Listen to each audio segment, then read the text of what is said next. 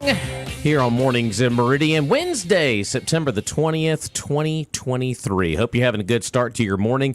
And, of course, we'd love to hear from you at 601-485-9191. Who are we? I am Rob.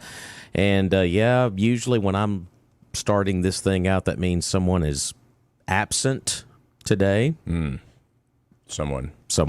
Well, Charles Frazier's here. I'm here. Yeah, you're here. Yeah, I showed up. Yeah, good morning to you, sir. Good morning. Yeah, that's what people always tell me. It's like when we hear you first, Like, that means somebody's Right. absent. Sure. Well, it's almost so common that it's when they hear Roger first, they know he's actually there. They're like, yeah! The standard is to hear you first now. Yeah, there you go. So Zane, the streak. What streak? No streaking, please. It We was- don't encourage that. What was it? A day? It was one day. It was one day. It was yesterday. Was there no Friday?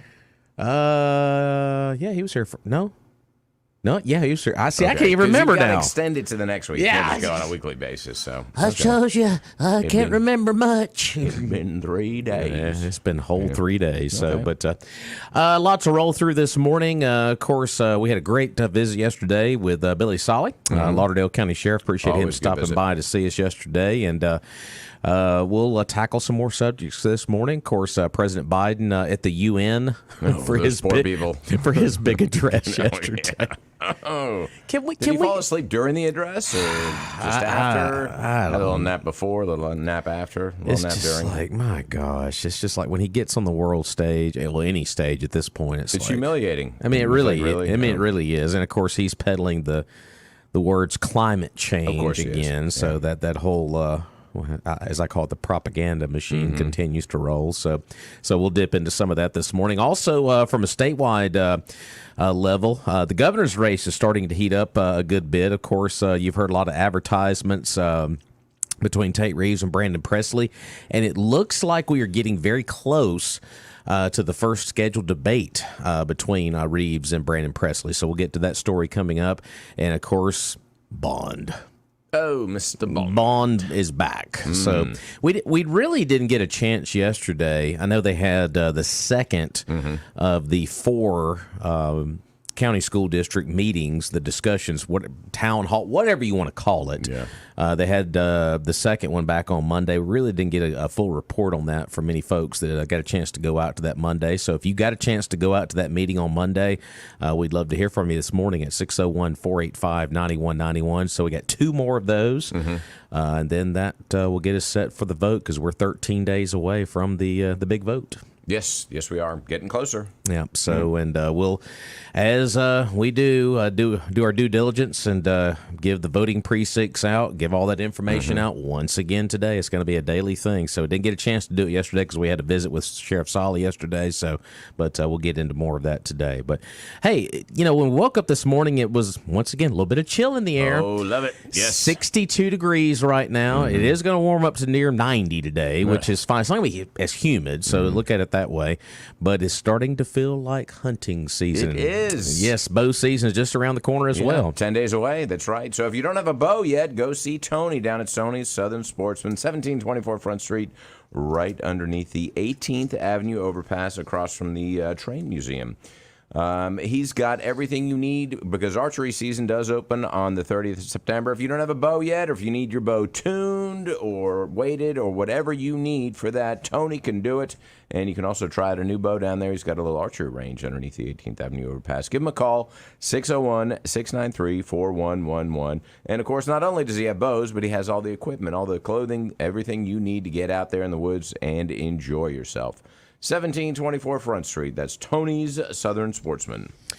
Once again, the bond issue vote, like we said, we are now officially less than 2 weeks away from that vote. And the other two discussion nights are going to be scheduled for Tuesday the 26th. That one will be at the Clarkdale High School gym. These all start at 6 o'clock, by the way. So that'll be the next one, Tuesday, September 26th at 6 p.m. at the Clarkdale High School gym. That's out on Highway 145. And, of course, the final discussion will be held on Thursday, September the 28th at 6 p.m. at the West Lauderdale Elementary School Gym, which is out on Highway 495. So what are your thoughts on this? I mean, I talk to a lot of people. I don't necessarily broach the subject of politics in the restaurant with guests, but Sure. if I know them well enough, then I may ask, or if they say, hey, I heard you on the radio. And,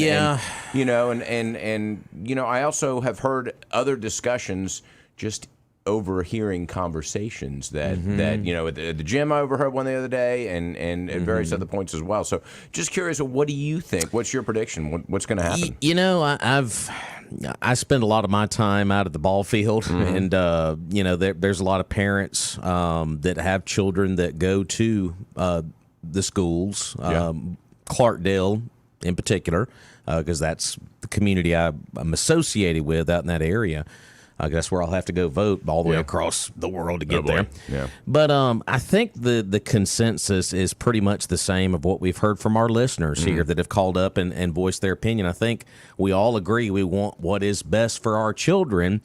That center would be a fantastic addition. Whether you agree with all the programs that are going in there or not, I think there may be a little controversy with some of those. I don't think all of them, some of them, but the process. It always comes back to square one with the process of how they're going about doing it. Because a lot of folks I know are like, man, I got to drive all the way over there to go vote. And a lot of these folks work odd hours, and they like, well, can I vote absentee if I can't get over there? So there's still some questions with folks about the voting because they're like, I'm going to technically be in the county that day, but I really can't get away from work to go vote because I work odd hours. I know two people in particular that work early mornings and sometimes don't get off till later in the day because they have a second job to go to. That's kind of where we're at too, unfortunately, in the society we live in now. Folks have 1, 2, 3, or 4 jobs, and because they're living paycheck to paycheck, they're like, I can't get to the poll and vote, and even if I could, I've got to drive halfway around the world to get there. Sure, it's going to cost me more in gas than it would be for my annual increase in taxes. So that's just the handful of folks, I guess, within my circle that I talk to on a regular basis about it, and they all kind of feel the same way about it. They're like, we want what's best for the kids, but there's the other side of the coin. I think that's pretty much the consensus, I think, right now still. It is, and I think the way of calling the special election and the kind of the changes in the bond makes people kind of their antenna kind of go up and say, wait a minute, what's really going on? Why have we changed the language? Or what's in there and what's it going to be used for, and where's really the breakdown of the funds? And that's something that we haven't seen yet, but I think it's more of the way that they called the election more than anything else. I don't see a whole lot of people that are opposed to it. I did have a conversation with somebody who was talking about workforce development and the facilities over there, and they had, it was hearsay, but still it was somebody saying that a relative of theirs had been to workforce development, taken a class there, and there were 3 people there. And this whole huge space was empty and couldn't that facility be used on a high school level. I've heard that same thing too. So it's like we already have something. We built it. We've invested in it. Can't we use that for it? So. Well, and I'm glad you brought that up again. We're going to get to our first phone call of the day here in just a minute, but I'm glad you brought that up because we talked about this in great length on Monday because we had the article from over the weekend from the Meridian Star where they had covered the first open discussion out at Northeast Middle back on, I believe it was a Thursday evening. And Rob Smith, who I think does a fantastic job in our community, did a great job at Ross Collins. I think he would do a great job with this center. He's the man for the job. I mean, he is the man for the job.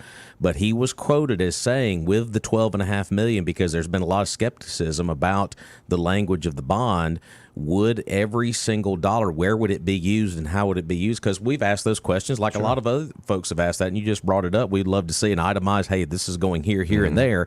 He did say that he knows a lot of people are very about the language, but it will be used for CTE. So the school district has put themselves out there as saying, hey, we're going to use this for the CTE building, but people are still skeptical because of the language. And I think they understand that. So they put themselves in a predicament where you better be very wise with that $12.5 million because the taxpayers they would love some more transparency of exactly how you're spending it. So. Yeah, and that's true. Although if the bond issue passes and they have the money, are we going to get that disclosure of how the money's spent? Nobody's interested at that point. It's already passed. Yeah, it's the passed. controversy's done, and okay, well, now there is a segment of the population that would be interested and they want to see that accounting, but most people, they're going about their daily lives and they're so busy they don't have time to look at that sort of thing. Exactly. Let's go to the phone line. Hey, caller, good morning. Thanks for holding. Good morning. How are y'all? We're doing great. Good morning to you. So I went to the meeting at Southeast. Okay. And I was very interested because, the school board voted on this, and within a month, here we are, and we're getting ready to vote on it. So to me, there wasn't a lot of communicating the ideas and behind everything. And, really going to bat for why this money needed to be expended. Mm-hmm. So I took a special interest in asking, where are you getting the data and statistics for the unemployment rates, for the middle-skilled workers, for the target of aerospace, manufacturing, because they have several pathways that they are promoting and associating with this program, right? Right. So while we were out Southeast, they said that they're getting this information from the Twin Districts Workforce Development Area WIOA implementation plan. Okay. So I went on their website and I started looking, what is this Twin Districts Workforce Development Board? What do they do? Can you? Involved. Can you? I'm sorry to interrupt you. Can you repeat that one more time so we can look it up ourselves? Yes, the Twin Districts Workforce Development Area WIOA implementation plan. Perfect. I think we got that written down over here. So good deal. All right, you can move on now. Sorry, I'm writing slowly. No, you're good. Because we're doing our research right along with you because we want to know every single stat too. So when you get to this implementation plan, the same things that were repeated at Southeast from the Lauderdale County Education Board, the same statistics are in this strategic plan. Mm-hmm. Currently, they are looking at, this is one area of the state, it's like Lauderdale, Neshoba, all these little surrounding counties. And apparently each workforce development board, and I think there's like 4 or 5 that will encompass the whole state, and this Twin Districts is ours. They've created a strategic plan. And when you read it, it's all of the talking points that were used at Southeast. So my interpretation when I heard about this bond and the facility that they want to do and the programming, these pathways, I was under the impression that this was developed locally, independent of any outside organizations or interests. Was that your interpretation? As far as I remember that, so yeah. I think with obviously the input from a variety of other institutions, including this one, I suppose. But I didn't know that they kind of copied and pasted, and so that's Yes, this is the Mississippi Department of Education does have this type of program, and they have bylaws on it and everything. But this specific strategic plan, it was developed outside of our local area, and we're using it to implement. And when you look at this and you start following it up the chain, the Twin Districts Workforce Development, you'll notice a lot of the graphics start showing the U.S. Department of Labor and Statistics, the Department of Labor. And then you go and you look at the Department of Labor.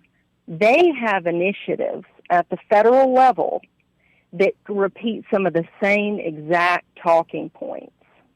Okay? Mm-hmm. So, I got interested in this because they're raising our taxes again for the 3rd year in a row. Sure. But now I'm specifically concerned that this is outside entities using our local officials to implement federal initiatives.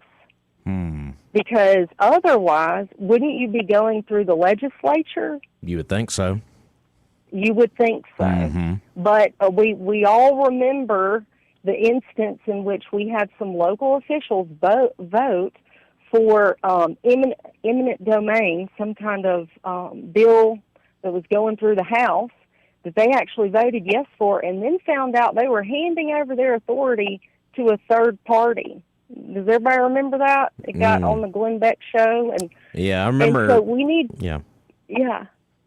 So we need to be very cautious about where's the information coming from, and who is incentivized for us biting off on this. Because I want the students of Lauderdale County to have the resources that they need to be successful in life. But when I know that part of the Lauderdale County Board of Education strategic plan shows ACT scores at 18, I'm wondering, why are we focusing on this building and these strategic plans that are coming from outside of our locality? It seems, and I think that's why, in my opinion, the information has never really been the same, and there's a lot that is unknown. Is because I believe that there's additional information that we're not receiving as citizens, in which we might make a different decision if we knew, oh, you didn't develop this plan on your own? Oh, this is coming from outside of our locality? Oh, this is in partnership with federal initiatives? Okay. Interesting. Well, I might think differently. How was the meeting attended the other night? This was the second one of the four. What was the crowd like Monday night? It was a relatively small crowd. I have to say, when I went, I thought there would be more input, more, interest from the local community. Sure. But there were people, and we all had some of the same questions. Are there enough students to warrant this facility? And when I asked about, they have on their website that they currently have 60 students enrolled in Ross Collins in this type of program. How many students are actually enrolled in programs similar to this across all the schools in Lauderdale County? And they started going back to repeating, well, we have 130 people interested, or we have this many people interested. Yeah. Well, that's interested, and you having actual realistic students that are being denied entry into these programs because of a lack of capacity. Those are two very different topics. I know I've seen this on social media the last several days, employees of the school district that are in favor of this are sharing some of that same information. And I remember seeing one instance on one of the posts where it said, well, they did a poll among students at the schools, and there was 140 interested in the culinary program. Well, there's a difference between interested and they actually going in and being a part of the program, committing to it. So, but that's a big part of the information they're trying to push out there. So. Yes, and I heard, and I saw on social media as well, like some parents saying that their child was given 3 options to rank first, second, and third. Interesting. So I would like access to the survey in which you gave, to know exactly what information you're running off of, because, and did you give it to all the students? Because all of the students are not going to be participating in this anyways. So then your data is skewed, and you're basing information off flawed data. And so we need those things, and I really feel like when you have a good idea, you want to get out as early as possible, and you want to communicate it because you want to answer all the questions that people have up front. Absolutely. And I just can't help but feel that the reason why we just found out about this is because if they had to start answering questions, we might find out that, oh, wait a second, this is different than the way in which it was presented.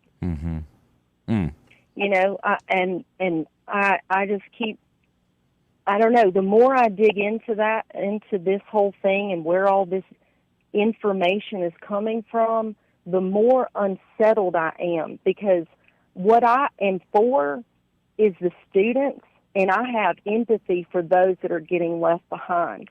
And I want my taxpayer dollars to go to help those people, because cycles of poverty is devastating. And because I believe in Jesus Christ, I want those that are vulnerable, I want my money going to them. Yeah. But what I don't want are some adults that are parading these kids in front of us to use them to make us be empathetic because they have ulterior motives. I'm not for adults using children as the front for something that they're trying to do to manipulate the population. I'm not about that.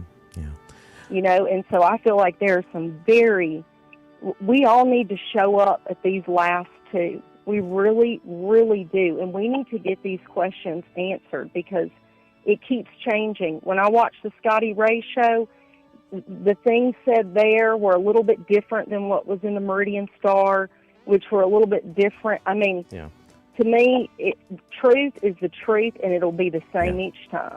Well, we got to run and do Fox News. But hey, appreciate your call this morning. Yeah, no problem. Y'all have a good day. Thank you. All right, we're going to join Fox News in progress. Fox News. I'm Chris Foster.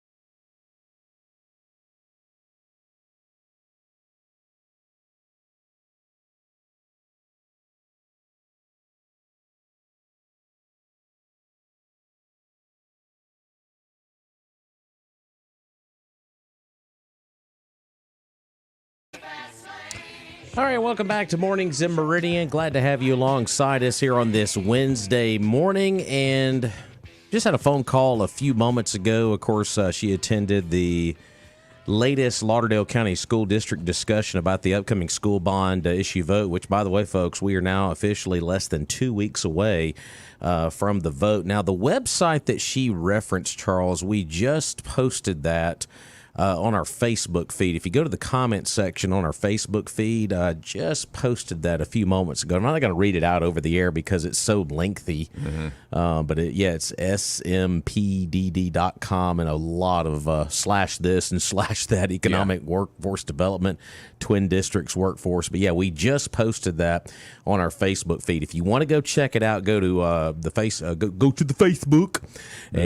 Go to the Facebook and just look it up there in the comment section. Of course, our page is WALT Talk Radio. Go like us and follow us there. And of course, we got our live video feed going there right now. But a lot of statistics on that page and very interesting.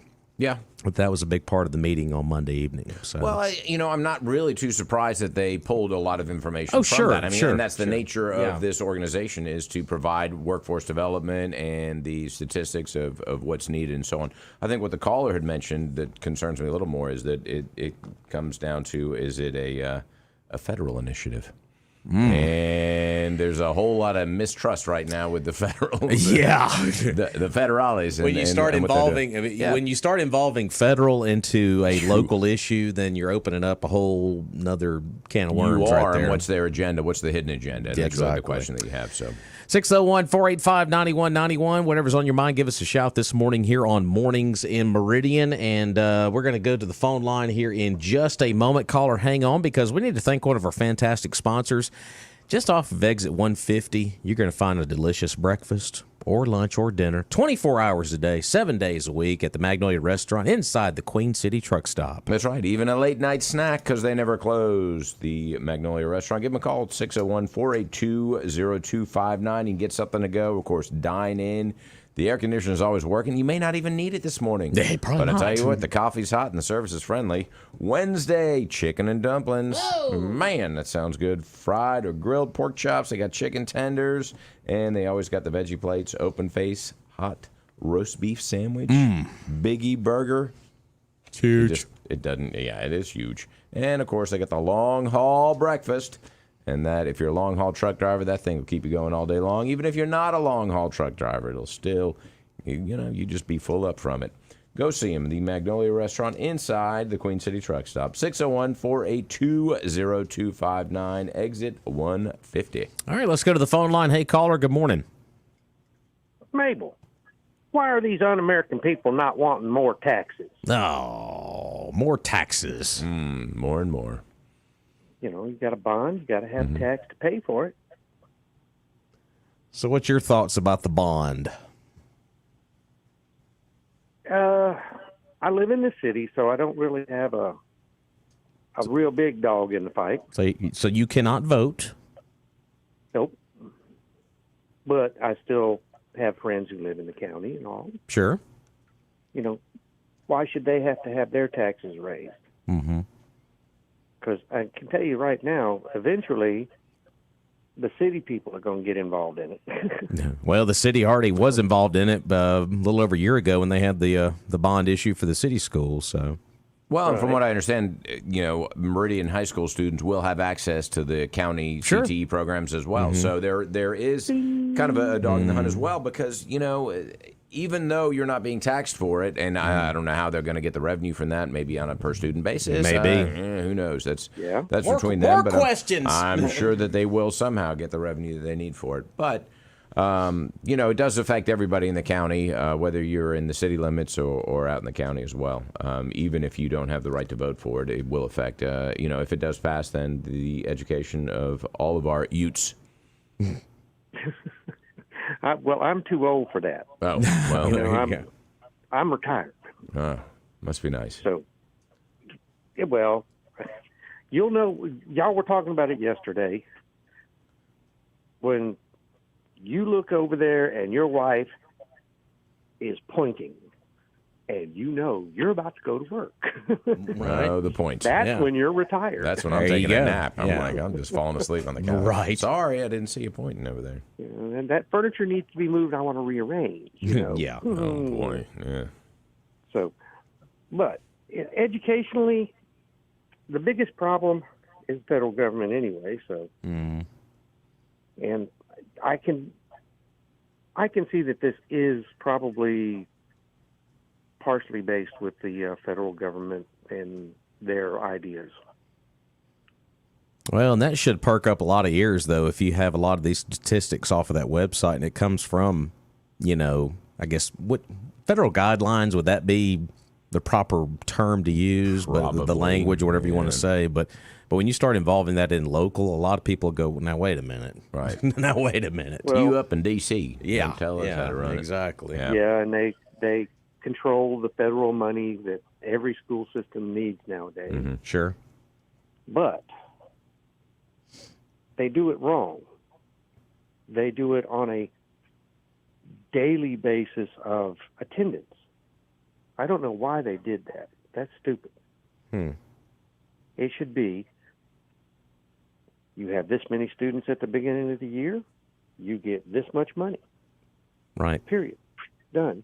That way, you get some kid in there that's fighting every other day or something, you can expel him, and you don't lose money. You can actually start going back to making the parents realize that if their kid's not behaving and learning, they're going to pay out of their pocket, because they're, once they're expelled from a school system, they got to find another school. And if it's a private school, hey, tough luck. Yeah. Well, we'll see how we'll see how it rolls out. We're less than 2 weeks away from the vote for folks that will actually make the trip across the county to go vote. Yeah. Whatever precinct that is. Yeah, okay. We'll just we'll all carpool that day. How about that? Yeah. You'll No, bring I don't the want donuts? carpool. Okay. He's not carpooling with Okay. us. All Yeah. right. No. Well, he's not voting anyway. So Yeah, there you go. So he doesn't carpooling. care. Right. I mean, Right. I'm going to sit on my carport or my front stoop or whatever you want to call it, and drink my coffee and And then go And move let the those couch people vote. where Mabel tells you to move it. well, yeah, right. You know what? You're going to know the drill eventually. Trust me. All right. Don't move Well, the silverware. Right. we're gonna let Mabel. you. We're gonna let you run. Get me out of here, Mabel. We'll do it. All right, 601-485-9191. So, but I guess when you look at it, if students from the city school district are going to be involved in this building, if it all passes, and think about it, is the building's happening. This is all happening, regardless if this bond issue passes or not, because they're just going to have to go with what they got from the state of Mississippi, which they've already spent $1.5 million on what they've done so far. So whatever's left over. So it's not like this building is not going to happen. Right. It's going to happen regardless. Is it going to happen the way they want it, or the way that they're, The grand well, deal. is it going to be the pie in the sky and, hey, we got everything we wanted, the wish list, or is it, going to be the basic one? And that's really the question. But, looking at some statistics, I think nationwide you've got about a 16% or less in these career technical educational opportunities throughout the country. So, which seems low. It seems like we can do a lot better. That's nationwide. That's nationwide. So you look at it. I've been talking about it for years on the radio, but with other people as well. And I think that we're the way we're educating our kids is on like a 1950s model. Why are we doing that? We're kind of stuck in that.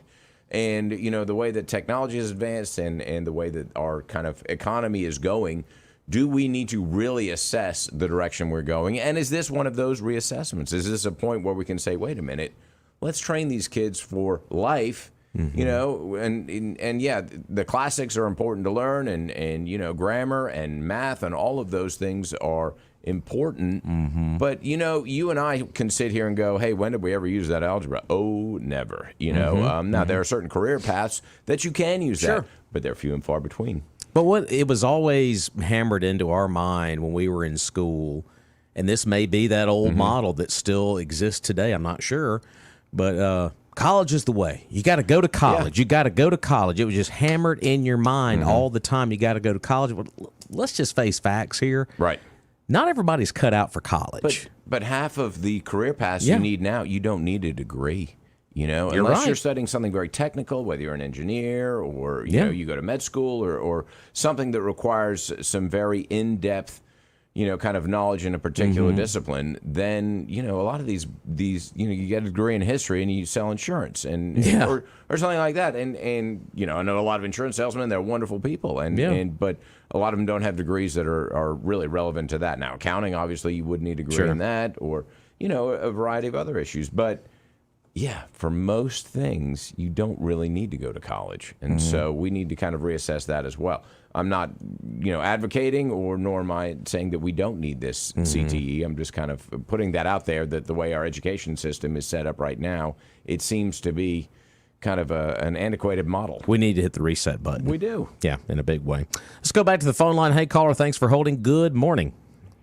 Too cool for school, too much knowledge. Oh, boy. How's the front porch looking this morning? Fairly well. Fairly well. That's nice and chilly out there, yeah. With a chance of meatballs. Meatballs in the forecast. I love it. Yeah.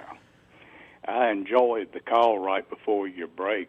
She was good. Yeah. Very, very thought-provoking. One of the things that she referenced was the likeness to what was put in front of our Mississippi legislature that didn't reveal all of the agenda coming from the federal level. What you mentioned, too, was it was discussed on Glenn Beck. Yes. And extensively. And I looked into it, and as she said, it was really loaded. The legislator from North Mississippi that was pushing it didn't reveal all the hidden agenda that was wrapped up in this tri-state project that had to do with the 1619 project and the Lincoln project and this project and that. But ultimately, what was also spooky about it was that the plan, had it been voted in, or adopted, was going to give a committee of individuals appointed, and by whom, but not elected, the power of the purse in all of this industrial development and grand plan to grow chili beans or whatever. Yeah, and so I think that's real important about what's been unsaid, right, and unknown. Yeah, when we looked at this website that she quoted, and Charles, you looked at it a few minutes ago, it's a lot of different things, a lot of statistics, rather, statewide initiatives and whatnot, but a lot of good, useful information on there, and I think a lot of folks need to check it out. So, yeah, well, I've said all along. Matter of fact, the Meridian Star had interviewed me and had put some stuff out. They called it the pulse of the voter, and thought about what the people elected should be doing with the tax dollars. And I think that was my main point, was that workforce training, teaching people skills that they could use when they get out of school. It's hard to find people with these skills to do things. right. And I hope they're not overtraining the children to where they can get a real job. Right. Thank you. That's all I had to say. No, that's all you got to say. Tri-state. Thank you got to say about that. Thank you, Right. thank you, Forrest. Goodbye. Yeah. I love it. 601-485-9191 as the phone lines are ringing up this morning as we are 13 days away as the countdown to the vote continues on October 3rd. Let's go back to the phone line. Hey, caller, good morning. Good morning, guys. How y'all today? Hey, Morning. Tony. Good. Listen, the lady before the break was excellent. Yeah, she was best call. I mean, nothing against really informed. nothing really against you. informed She was and done a good. lot of research. She done really good. Okay, I have to take my hat off to her, and unfortunately, she was one of question ladies that they didn't give the microphone to. They were just taking questions out of the stands. We were sitting in the bleachers, and they were just taking questions, standing right in front of the one talk. They could hear the question, but the rest of the people in the group could not really hear what she was saying. And but she was spot on. I'm glad she called into the radio station because I just want to take my hat off to her. Very informed. Yeah, I was going to ask. That was going to be my biggest question: is how did the Q&A part of it go? So it sounds like it was a little, I wouldn't say all over the place, but it's a little different from what I thought it was going to be. Well, a lot different. The things that people interested about is really, why we're having it at the schools and why we're having a special election. Right. But they wanted to open up the questions as to the curriculum and the building. They had the design of the building and all that stuff there. And they really wanted questions concerning that. And there were some about the curriculum, how did they come up with it and that type thing. But finally, when it got my turn to speak, I actually did get the microphone. And I wanted to spin this in a positive way because I've done a lot of research on, if y'all all know, back in the day, just about all the schools were polling places. I mean, do y'all remember that? Yep. Most of the, areas inside town and also in the county were polling places. And we haven't had an election since 2009. And upon asking the officials down at the courthouse, when they canceled, they said they didn't want to bid anymore. They said that both the city and the county, for the safety of the students and the teachers, they didn't want to invite possible criminal to come up there under the pretense of voting and do something they shouldn't do. Okay? And so I brought that up. I said, number one, I know it goes without question that safety is your biggest concern for the students. And they're shaking their head, yes. And I said, y'all even cancel school when they threaten a major thunderstorm, and that type. So it goes without question that the student safety is on your mind, okay? Right. And so what has changed since 2009 to allow a vote in the schools to invite people in? And another thing, while I'm at this, I said a lot of people think this is a stacked deck, that you're having it at the school so the teachers, it'd be easy for them to vote, and you got 900 yeses right off the bat because they're right there to vote. And it's going to be a little more difficult, like some of the voters have already said, I got to drive 25 miles to go vote, where my polling place, my normal polling place is less than a mile from my house. So what I said do is call a virtual day. Let the students and the teachers be gone that day, and that kills two birds with one stone. The students won't be there. They'll be safe. And number two, people can't say you stacked the deck. Well, Tony, I even made the suggestion fall break is a week after the 3rd. Why not just do it then? Oh, wait a minute. There's the built-in vote. It's gone. Yeah. Can't do that. And so that's the thing that I didn't know. They could easily call it a virtual day. So now I guess the seed has been planted. We'll see the balls in their court. In my opinion, if they call a virtual day, I'll have to take my hat off to them and say, hey, maybe they really want a fair election here after all and don't want to stack the deck in their favor. But if they don't, there's no doubt in my mind why they're having it at school. So anyway, I thought that was a something that went well the other night. And anyway, I was just wanting to bring that to everybody's attention. And it's just like I say, it's a lot going on, and people with the tax increase after they've already taxed us to death. And there again, they have it in the paper about how little it's going up. Oh, it's only a house, $100,000 only going up this much, and $250 only going up this much. It's not how little it's going up. It's how much you already pay. Yeah, that's the problem. Okay, when you add the county tax along with the school tax, you pay a lot of money, and that's where the problem is. It's this little here and a little there, and it's taxing people out of their homes. I might have mentioned this to y'all earlier about a friend of mine I ran into. His mom and daddy live out in the county, and they said that they're having to decide with this tax increase going up if they can afford homeowners insurance. So, you really never own your home. You just quit paying money to a bank because you think you own it.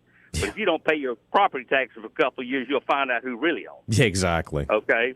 And so it's bad when you got people living on Social Security and a little small IRA that's trying to make ends meet each month, and you're taxing them out of their home with property tax.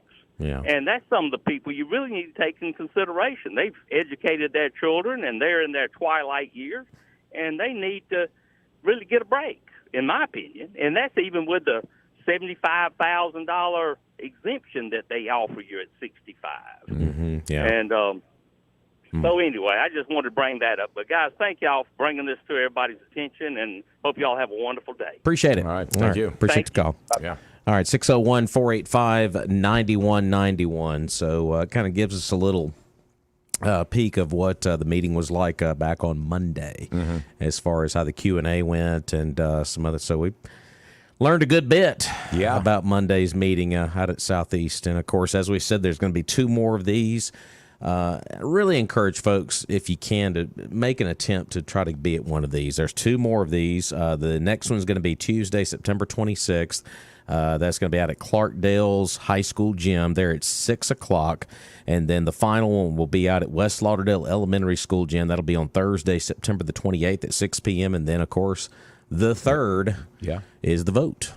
So there you go. So they've gotten half of these done, and there's 2 more to go. Mm-hmm. So and there's been some not controversy, but I've heard 2 different sides as to why they're having it on this date, and what the cost would be to incorporate it into the general election in November. And from what I've heard from one of the school board members was that his understanding was that if they incorporated it into the general election in November, that it would require a separate ballot and also additional staff members at each polling place, and then that would increase the cost of that election. Now, I've reached out to Donna Jill. I don't know if she's available this morning, but hopefully she can call in and kind of, just let us know if that is the case or if that is a misconception. I talked to her. What's going on with that? So. I talked to her Monday, and the phone calls that she is getting down at the. Oh, I'm sure. It is just, it's bizarro world. Yeah. I mean, it's just the confusion a lot of folks get about this is just unbelievable. So many different messages. Yeah. I mean, it really knows is. What's going on. It really is. So let's go back to the phone line. Hey, caller, good morning. Good morning. Got Rob and Charles driving the bus today. Well, there's one election in Lauderdale shotgun. County that never has any controversy, and that is the mayor's election of Sicalina. Right. Never been in doubt. No controversy. Well, I got a comment on a very sad note this morning. Okay. Sicalina's flag's going to be flying at half-mast. We have lost one of our very, very special residents, been living here since World War II. Oh, goodness. Norma Cooksey. The Lord called her home Sunday morning about 2 o'clock. And she's a very, very special person. She's probably the oldest active member in the Sicalina Methodist Church. And she was a person that was very active in community, drove school buses, and everybody knew her, just loved her. She had a title, mean old sweet lady. I love it. My goodness. But anyway, she met a young sailor that was stationed up in Chicago, I believe, during World War II. And they fell in love, got married, and she left Yankee Land and chose to live in the South the rest of her days. And they've raised a family, and not like some marriages. They stayed married, the 2 of them, raised 3 fine children, and, just a credit to the community, and everybody loved her. But anyway, the Lord called her home, and now, in fact, she was the oldest member of the church, and that puts me second in command. Oh, goodness. Well, I now moved up to being the oldest, but now that was not a position I ever wanted. Yeah, I understand that. Well, she is in a much better place, and she is with the angels this morning. So. Yeah, she finished her sentence here on earth. That's so right. The Lord called her home. That's the way I look at it. Absolutely. But she leaves a fine, wonderful family that's a community involved and involved in church, good people. And 2 of her grandsons are preachers, and her daughter is a big worker in our church, too. Mm. Anyway, just want to say farewell to a very special, gracious lady. Fantastic. Well, other than that, laying heavy on hearts and Sickalina, how's everything else out there this morning? Well, everything's fine. The grass is wet. The dog went out and came back in with her feet all cracking the floor. That's the way it goes. Yep. Well, all right, my friend. Good to hear from you this morning. Thank you. I hope you all have a great day. That's it. There we go. I know I will now. I love it. That's So, awesome. we're going to take a break here on Mornings in Meridian. We need to pay off some bills, and we're going to join Fox News in progress. The East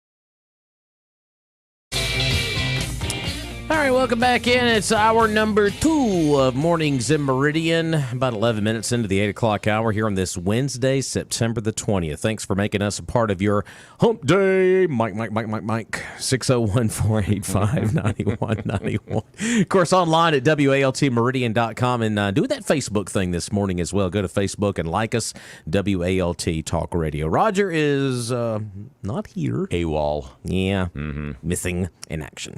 And you got Rob in this morning, and Charles Frazier. Good morning to you. Good morning. Still got a lot to get into with the school bond issue. We'll go over the precincts and all of the lovely information that you love every day. But real quick, we need to thank our friends over at A&A Glass. Of course, when you get to A&A, they're on Cedar Ward Parkway, 22nd Avenue. Just yell Adam or Adam, and they'll come running. Adam. That's right. 601-693-GLASS is their number, and they are on Cedar Ward Parkway, 217 Cedar Ward Parkway. That is 2 doors down from the Meridian Children's Museum. What's great about A&A Glass, they will beat any price in town. They are fast, friendly, and they're the #1 glass replacement company here in town. Have been for 10 years running. I'd say they know what they're doing. They're open 8 to 4, Monday through Friday. You know, and as we're getting into the winter, well, I would say we're getting into fall, really. Because somewhat fall. But, you know, when it gets less hazy, the humidity goes down, and that sun is on the horizon, you know how bright it is. You get that little crack, that, you know, the peck in your windshield, and it really is bad. So you need to get it replaced before you're blinded by that winter sun.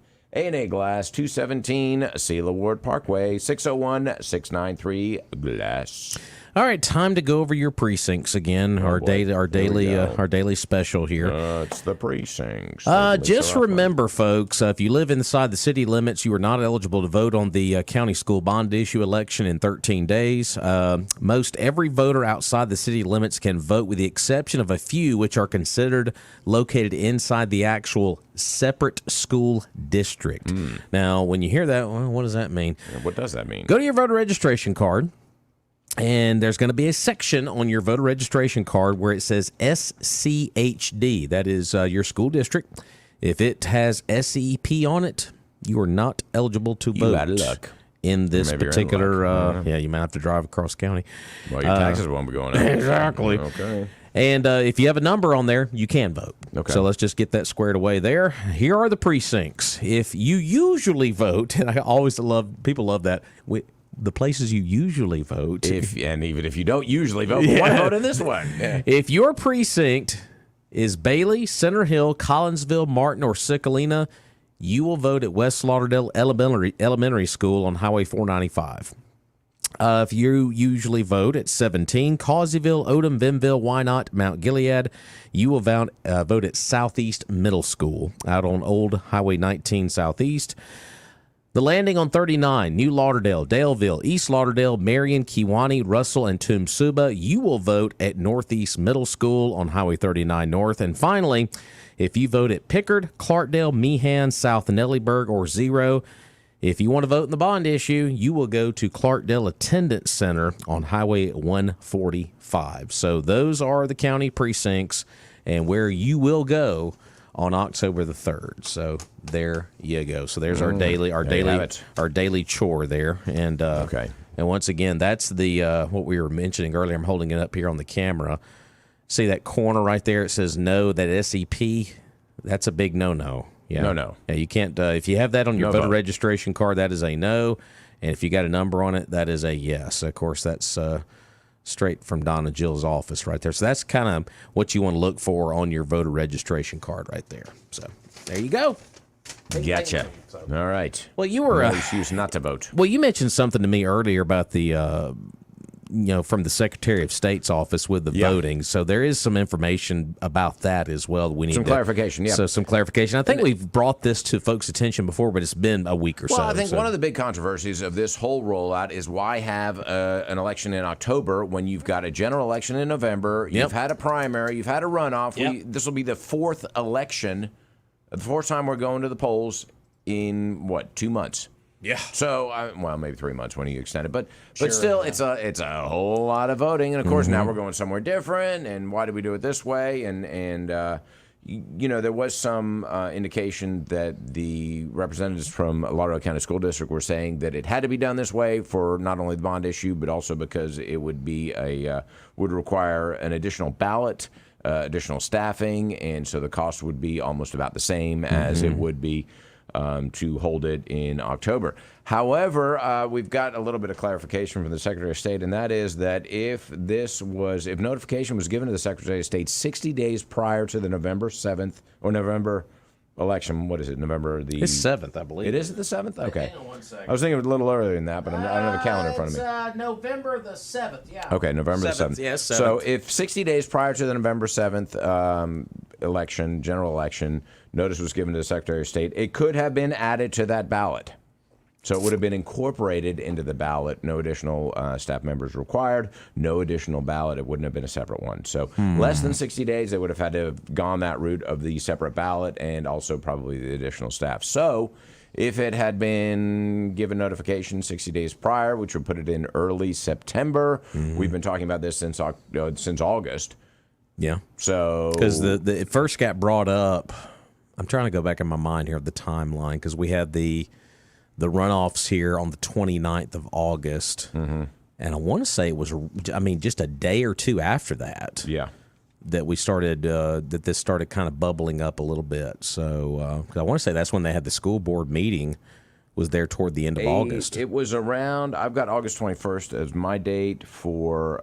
the meeting? Well, not the meeting, but talking about it when I think this was released. So they still had time at that point to go ahead and submit that information to the Secretary of State. I thought it was right around late August. I don't know if we had somebody on the 21st, but certainly we were talking about it at that time, and we were talking about polling places and why they were doing it then. So even up until they had another week or so where they could have submitted that information. Yeah, because it was a few days after that, if I'm getting all my timeline straight, that we had the superintendent on and Rob Smith on, because it was on a Monday that we had them on, if I remember correctly. I have to go back and look at my archives and see about all that. Go to the archives. Yeah, go to the archives. So, but I think they were on the 21st, but I'm not. Don't quote me on that. It just seems that I've got a lot of notes on that date, and so. Well, that would make sense. The 21st was on a Monday. Okay, so that would make sense. So yeah, that window is. The window was still open at that time, where we could have said, hey, go ahead and submit it on those days. And now I know there was some issue with the bond and the ratings of the bond and so on and getting it in before time, but I think that the negative response to the special election they're doing would overshadow the savings they would have obtained from submitting the bond before then. And they talked about getting the school year done. Well, that's nice, but we're looking at a multi-year project anyway, so... there is no sense of urgency as far as completion. I mean, obviously, you don't want it to take 10 years, but sure, to have it ready by a certain start of a school year. Okay, so it didn't happen. That's all right. We move on and start at the next one. All right, let's go to the phone line at 601-485-9191. Hey, caller, good morning. Hey, can I make another mention, please, about the Secretary of State's office? Yes, sir. Yes, sir. When they had a comparable food and beverage where there was one voting place, the city and the gravel parking lot for the elderly and handicapped and all that good stuff. Had a problem with that and contacted the election division of the Secretary of State's office and voiced my concern and mentions of all of the problems with doing such. And I was advised that they could not take any action because of my post-election notification. Now, considering that thought, for someone to voice a complaint about the same type thing, the burden of the voters to have to spend the time and the fuel and such to go to these unusual, irregular places, safety of the children, and whether or not there was a lot of thought and care for all those participating and concern or lack thereof, I would have repeated the process. However, I don't want to waste my time or theirs, because ultimately, since I'm in a separate district and can't vote, the school attorney or some other person supporting the passing of the bond, I think would probably be in place to say that I don't have standing as a complainant. So I have not bothered to take any action on behalf of those that have a problem with it. However, someone could. Sure. Just wanted to share that. Absolutely. It's share time. Share time. I like it. Show and tell. Show and tell from the porch. I like They it. might be teaching that over there. Maybe, you never know. Yeah, wow. Thank Might y'all. need to add Appreciate to the that. list, yeah. Share time at CTE. Oh, there you boy. go. Yeah. 601-485-9191. Hey, let's thank our friends down at Barber and Sons Plumbing. I tell you what, Gary Barber and Gayla Gartman, just fantastic folks to work with here in the city of Meridian, Lauderdale County. And folks, if you have a plumbing issue, that's who you need to call. They're third generation, and boy, they got every part you can imagine there at Barber. They do, and they have this encyclopedic knowledge of all things plumbing as well. I mean, you start describing a part to Gary, he's like, yeah, I know exactly what that is. He goes and gets it, and then boom, there it is, right on the counter. Of course, if you take a picture of your plumbing issue, show it to him on your phone, he's got the part in stock, and he will tell you how to fix it. I mean, and he's always got a good story as well. I mean, They do have that. Character. Go see him, Barber and Sons Plumbing. It is old school. I love going. You gotta go. You hang out. You listen to a story. You get the right plumbing part, and you're on your way. It's as good as fixed. 1123 26th Avenue. Give them a call, 601-482-7023. I kid you not, they've been in business for over 80 years. Wow. Man, that is a long time. Plumbing is their life. Barber and Sons Plumbing. All right, fantastic. 23 minutes into the 8 o'clock hour here on Mornings in Meridian. A couple of the stories to get into this morning. Big kudos, obviously, to the Meridian Police Department. There was a suspect in a 2022 murder case that was arrested earlier this month down in Florida. According to the Meridian Police Department, the MPD said yesterday in a release that 25-year-old James Lanier Jr. will be extradited back to Meridian to face a murder charge in the death of Dejon Huggins, who was killed on August the 5th of last year in the 2200 block of 22nd Avenue. Meridian Police said in that statement yesterday that Lanier was apprehended on September the 5th of 2023 through a collaboration of the Meridian Police Criminal Investigation and Special Operations Units with the North Florida Region U.S. Marshals Fugitive Task Force. Say that 2 times in a row. Wow, I can't even say it once. There you go. Lanier's bond is set at $1 million. So, yeah, that murder happened, like we said, on August the 5th of this past year there on the 2200 block of 22nd Avenue. So they got him down in Florida. Awesome. So collaboration between our department and the folks with the U.S. Marshals there in the northern Florida region. Got him, and he's coming back here to face that murder charge. His bond is set at $1 million. $1 million. So there you go. So, Yeah. like I said, through all the negativity, we'll throw that good big piece of positive out there. Good collaboration between us and those folks down in Florida. And Sure. we got a person facing murder here in Meridian. He's being extradited back here to Sure. face that. And also with the investigation of the Poplar Springs, all of the electronics that were stolen, I think 70 items. Yeah, I know. Crazy. They have released images of the suspects and Crazy stuff. stuff. So the investigation was, they haven't arrested them from what I understand. At least they're not reporting that they have.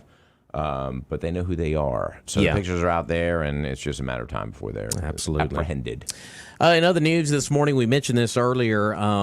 There is still talks of a governor's debate. Of course, you've heard the debates with an advertisement between Wow. Tate Reeves and Yeah. Brandon Presley. Haven't we? That is really heating up. Of course, we are less than 2 months away. No agreement has been reached yet. between the Reeves camp and the Presley camp on a debate, and I think this is going to happen. It's just a matter of when. There was an emailed response from the Reeves campaign on Thursday. We are looking forward to debating Brandon Presley and working on plans as we speak. Now, spokesperson for the Presley campaign, Michael Bayer, said the Presley campaign has agreed to a debate invitation from WJTV Television in Jackson and television stations across state owned by Gray Television, including WLBT in Jackson, WDAM in Laurel, and WTOK in Meridian, and WLOX in Biloxi. So might get that here in Meridian, potentially, with all those. And I'm pretty sure what they'll do is, with it being Gray Television, they mentioned all those television stations, they probably would put the debate on all of those stations, probably statewide is what they would do. So, but they're still working on some details about the possible debate or forums, ranging from union groups on the Gulf Coast to the Mississippi State Stennis Institute. So I guess they're trying to get a venue sewed up and a date and time and all that kind of good stuff. So it's going to happen. It's just a matter of where and when. They're working on all those details right now. You think they'll talk about the flag? You brought it up, didn't you? God! I didn't bring up corners. Well, I just did. So, Well, you brought that one up, too. Well, there we go then. Do I think it's going to be brought up? No. No, not with those two. Not with these two particular candidates. Right. It would not be. Now that's a Chris McDaniel. Yeah, if it would have been McDaniel and Reeves. Yeah, that would have been brought up. Right. But with these two, no, it won't. But is the issue gone? As we know, no, it's not. No. Yeah. So, but just know, I know a lot of folks are hearing the advertisements, the campaigns are going back. And it seems like to me, Charles, the big issue in the advertisements right now is the youth sports and, the gender neutral blocking. Yeah. I mean, that's an issue It's where almost gaslighting. I mean, I don't think it's an issue, and they're making it an issue. And that's what I was thinking. Come on. I mean, no one's ever said that they're for it, and I think that it's a conservative versus sort of a liberal. Not that Presley's that liberal, but he certainly represents the liberal party that kind of condones and supports that sort of thing. But yeah, I don't think Presley has ever made a stance on putting, integrating sports with transgender youth.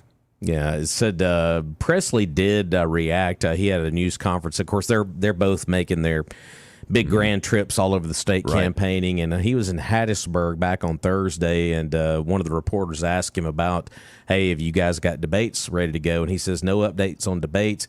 It's obvious the governor is hiding out. He doesn't want to debate. It's going to take a search team to find him. Ooh.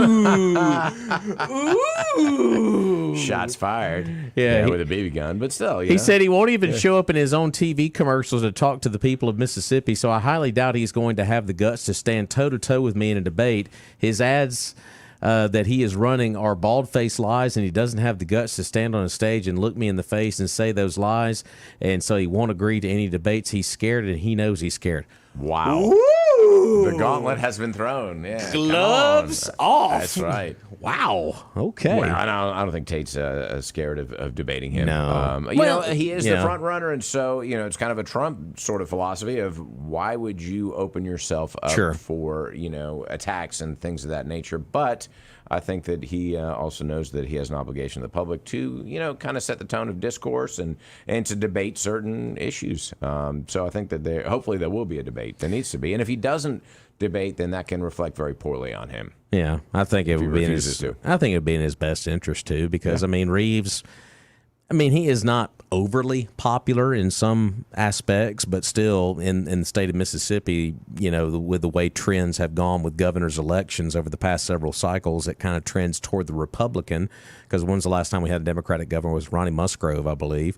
So we'll see, but it looks like according to this, that they're working on it. Well, and we'll see. As a candidate, if you don't debate, then it looks like you're hiding something, and so that can affect his poll numbers adversely. And so, there's positives and negatives for engaging in the debate.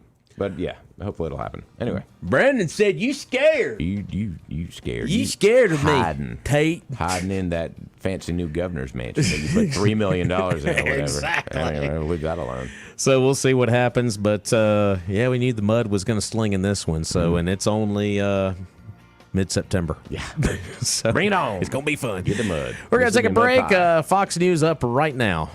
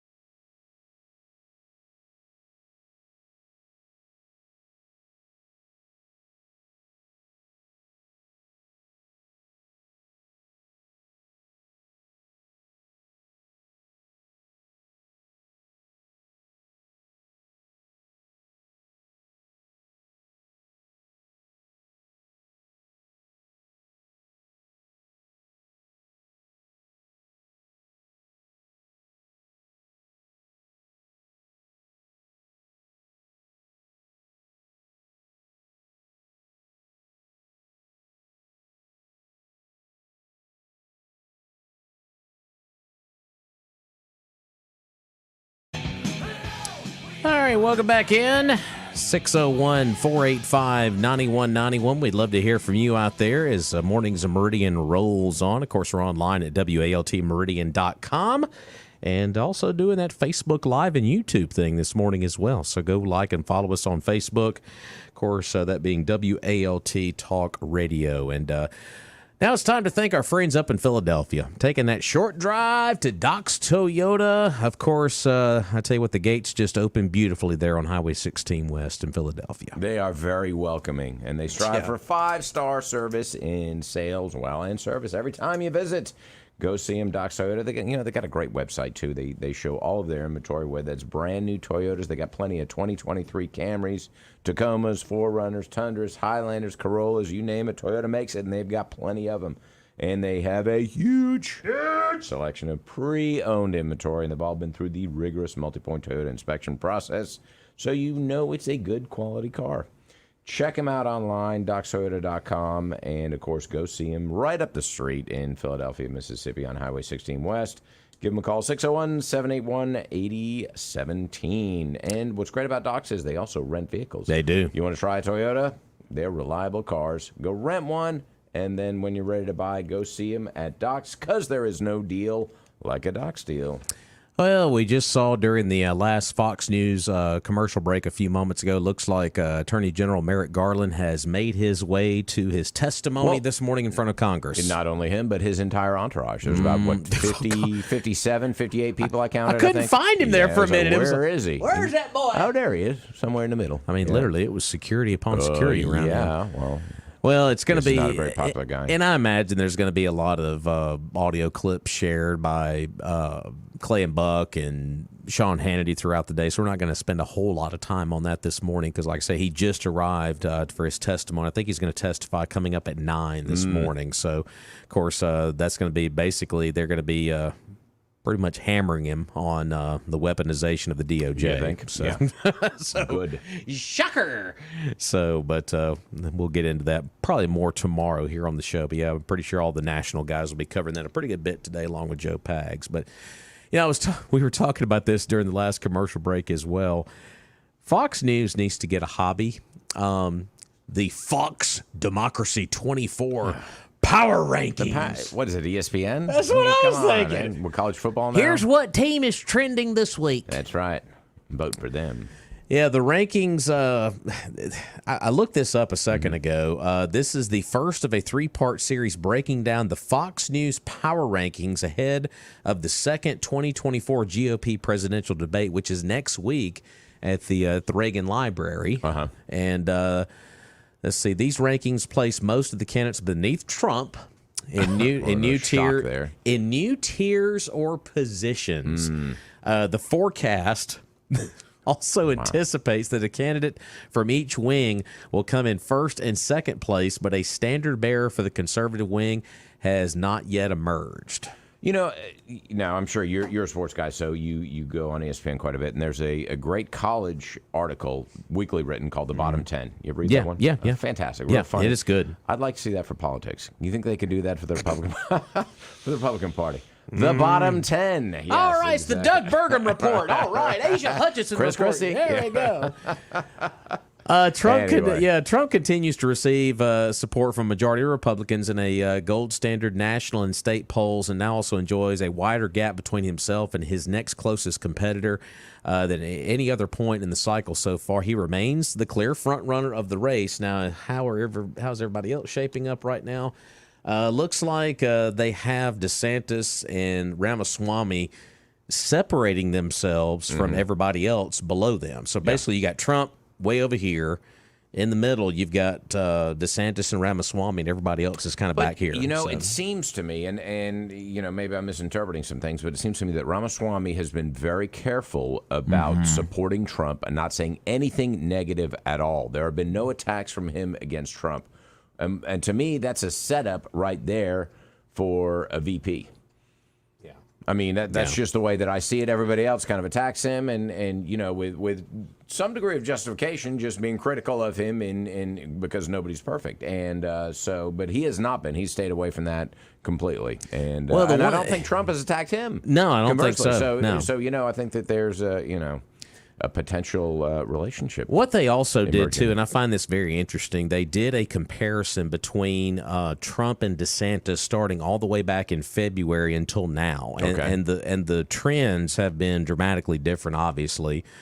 Trump was polling, according to this, around 45 to 50%, and that was back in February. Now he's polling at way over 60, and DeSantis at that point was near 29 or 30. Now he's below 15. Wow. Okay. So, yeah, that is a big decline between February and now for DeSantis. Well, it's interesting because we were talking about the debate and the results of the debate and kind of where they ranked them, I guess, a few weeks later. But initially after the debate, they had said DeSantis had a very strong debate, and I thought, no, I didn't really think that it was that strong. Although, you know, what I think, my opinion after the debate is always different from what the pundits say. Yeah. And so I'm thinking either I'm wrong or they're wrong, or we saw a different debate, or, you know, they've got a different agenda. I did think that Ramaswamy had a good debate, that he was very dynamic in that first one, a lot of energy. He had some foreign policy issues. That him and Nikki Haley had some big disagreements there. Yeah, well, I think they were justified, and I think that he needs to reassess some of those foreign policy philosophies and you know, where he stands on those. But you know, he really, it was a marked difference from the kind of stand-up straight politician. He had so much energy, and his responses were he was so eloquent in the way that he responded to the questions off the cuff. It was not rehearsed. You could tell he was just kind of, you know, this was him speaking genuinely, and so there was something that was very appealing about that. Well, and do you think, too, he's a younger guy and he speaks with all this energy, and then you've got what you have in the White House right now, and a lot of people are not very enthused about a Trump-Biden rematch. Right. Well, you know, and that is it. That is the appeal, youth, yeah. and the energy that he brings, and a different philosophy, and sort of. But it's a very conservative philosophy, but it's also very fresh in a way, and I think that has a lot of appeal as well. Yeah, according to a Wall Street Journal poll, they polled some Republican primary voters who had the best debate performance, and this was a poll done maybe a day or so after the debate. And 35% of those polled said that Ramaswamy had the best debate performance in the first initial one. Nikki Haley was in second at 27%. No one, 12%. Don't know, 10. No one and don't know. Okay. And everybody else that was in the field behind that. I've always thought that I'd vote for no one. You know, no one had a good performance. Don't know. DeSantis. Who are you voting for? Don't know. DeSantis at 9%. 9. Wow. Okay. Pence 3, Scott 2, Christie 2, and then Hutchinson and Burgum, of course, way back. Yeah, I thought Scott had a better debate than that. You know, they didn't put a whole lot of attention on him, and so he had didn't have the opportunities to speak that a lot of other, you know, that Ramaswamy and DeSantis and Nikki Haley had. And the format was odd, that if you mentioned another candidate, then they got time to respond. And so every time, you know, a DeSantis or a Ramaswamy was mentioned, and the more controversial Ramaswamy was, the more he got mentioned. So the more response time he had. And so it kind of increased his exposure. Well, and then you start to break down some of these key states because, I mean, that's going to be here before you know it. I mean, the Iowa caucuses, I mean, South Carolina's a big one, New Hampshire. I mean, all these states, I mean, it's coming sooner or later. But they did peel back some numbers in South Carolina. This was very interesting. This was a Monmouth, Washington Post poll that was done in, just last week. Trump at 46%, Nikki Haley at 18%, which is not surprising. That's her home state. It is. I thought it'd be higher. But Ramaswamy, 3%. Wow. Way back in the back there in South Carolina. That's odd. What's Tim Scott? Tim Scott is at 10. Okay. And DeSantis 9, Christie 5, Pence 3, Ramaswamy 3, and Hutchinson appears there at 2. Okay. So I thought that was kind of interesting. You'd think Haley might have done a little bit better there, but there are some issues there, obviously. Maybe in South Carolina. Scott maybe done a little bit better, but Trump's just the Trump factor right now obviously is so strong. But Ramaswamy right now, is there a huge national appeal for him, or is there certain states where he may not poll as well? Well, according to this, he's not polling very well in that particular state. Well, and he may not be advertising down there. May not be, you know, so, and if you missed that first debate, then you wouldn't know much about him. So that may be part of it as well. Yeah, the next debate, by the way, is going to air next Wednesday night. It's going to be at 8 o'clock. They're going to have it at the Ronald Reagan Presidential Library in California. Dana Perino from Fox is going to be one of the moderators, along with Stuart Varney. And a reporter from Univision is also going to be on there as well. Live coverage will be on the Fox Business Network. Okay. Is where they're going to have the debate at. And it says here live coverage begins at 8 Eastern on Fox Business Network and 8:30 Eastern on Fox News Channel. The debate will simulcast on both networks, along with Univision and streaming partner Rumble. Now, have any of the candidates dropped out or have not been invited to this debate? Well, Burgum or Hutchison or... here's the thing about it. There is there's more of a criteria you've got to meet for this particular debate. And I want to say there is a little more stringent as far as what requirements are, but Burgum and the Hutchison I don't think are going to be a part of this one. Okay. I think you really go on fundraising. There's a lot more very strict criteria. One of those pieces of criteria is signing the pledge that whoever the Republican nominee would be that you would support. Well, there is one candidate that has not signed it. Therefore, he cannot be a part of the debate unless he signs that pledge, and that being Donald Trump. So that disqualifies him from being a part of the debate. Would he be a part of it anyway is really the question, because he wasn't a part of the other one that did not have that criteria. And that's the bottom line here is you see that was one thing I was going to be interested in from the first debate until maybe where we're at right now. What would his polling numbers look like?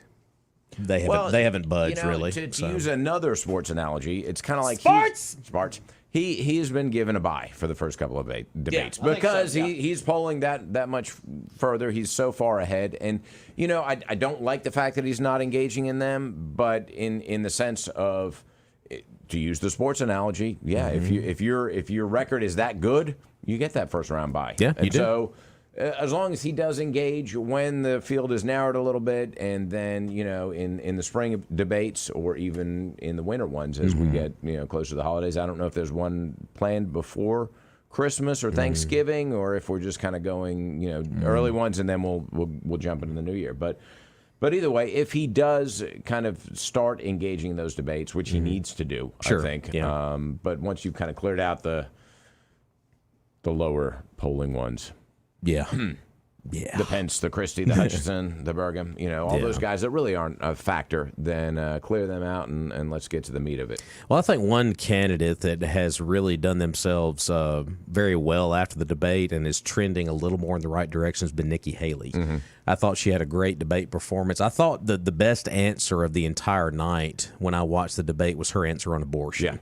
Yeah, I think that kind of stole the show that night. Ramaswamy, had his moments as well, but I think her answer on abortion really got a lot of eyebrows raised. Yeah. And I think we can all go along with that. I think. Sure. So, but it's going to be interesting to see how this all plays out next week. So it'll be a week from tonight. We'll have the next one. Get the popcorn. Get the popcorn ready. All right. So we'll see if there's any more shots fired here. Oh, there will be. So. More so. And as the lower polling candidates get desperate, they're going to be having these more desperate shots. It always happens. And that's when it gets exciting. Yeah. 601-485-9191. Love to hear from you out there. We're about 10 minutes away from the 9 o'clock hour. We need to thank our friends down at Rated Roof. And that's folks, I tell you what, they are certified. They're ready to go with you. And don't answer that door, the door knockers. Don't go with them. Go with the pros at Ready to Roof. That's right. Hide behind the couch when you hear the door knockers. Yeah. But when Ready to Roof comes knocking, open that door. They are our award-winning local roofing company. And, of course, they have qualified as Master Elite Roofers. That's pretty fancy, and only 2% of all roofing contractors in the nation have qualified as Master Elite Roofing, and they'll come by, give you a free estimate. They will work with their insurance company, and they have financing options available. You can give them a call, 601-573-1150, or go to their website, ready2roof.com, and set up an appointment today. That is Ready to Roof. All right, we're going to take our final commercial break, pay off the rest of our bills. We'll come back and wrap up the show. Still got time for maybe a phone call or two at 485-9191. We'll be back in just moments.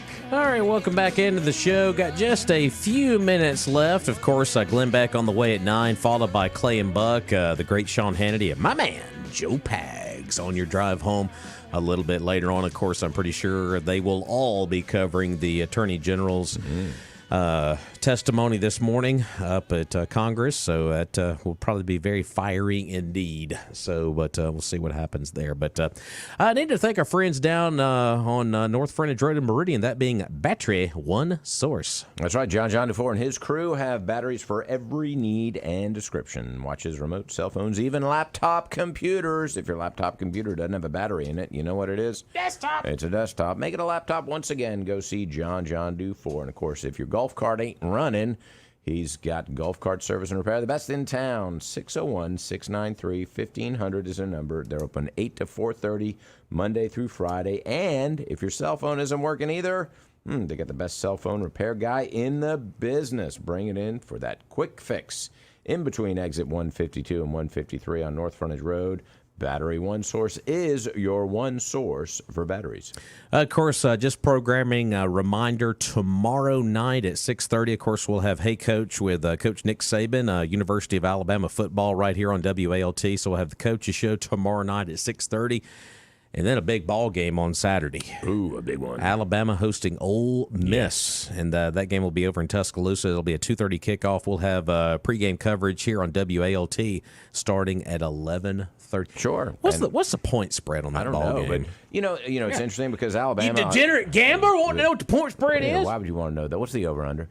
And, but it's interesting. Obviously, Alabama in a little bit of a decline, ranked number 13, hadn't been in the top 10. What? Nut?